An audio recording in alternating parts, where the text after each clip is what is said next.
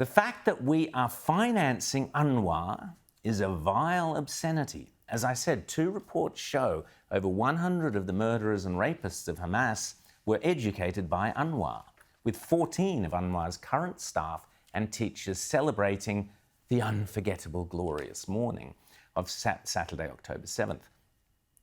The morning, and please, if you're squeamish, I apologise in advance for the graphic description. This unforgettable, glorious morning led to this. We saw women who were shot in the eyes, in the face, many times in sensitive places, just to mutilate them. Our team were the ones to open the female body bags. It was indescribable. There was blood everywhere.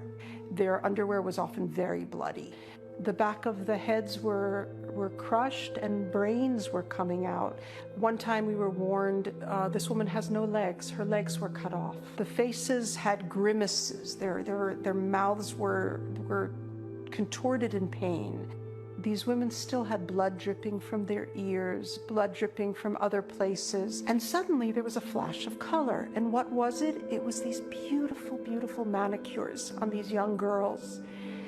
And we were taken aback, and that touched us so deeply because we're all women and we know that a manicure is a sign of such hope. We gave them the honor that they did not get when they were murdered. We knew that we were probably going to be the last people to see these women, and it was very important to us to honor them and to love them, and we did. And here are just some of those Jewish women and girls murdered on October the 7th.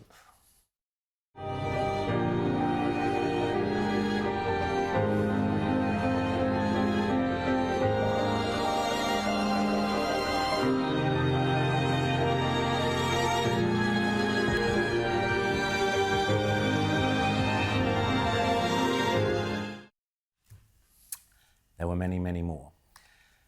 UNRWA educates people who grow up to become murderers and rapists, and it is staffed by people, teachers and others, who celebrated that barbarity and savagery. And Penny Wong and Labour send our tax dollars to UNRWA. UNRWA is run by the United Nations.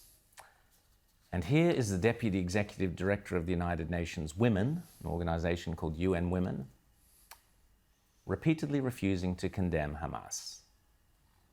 It's not just condemning sexual violence against women and in any war in general. It's specifically what occurred on October 7th, perpetrated by Hamas.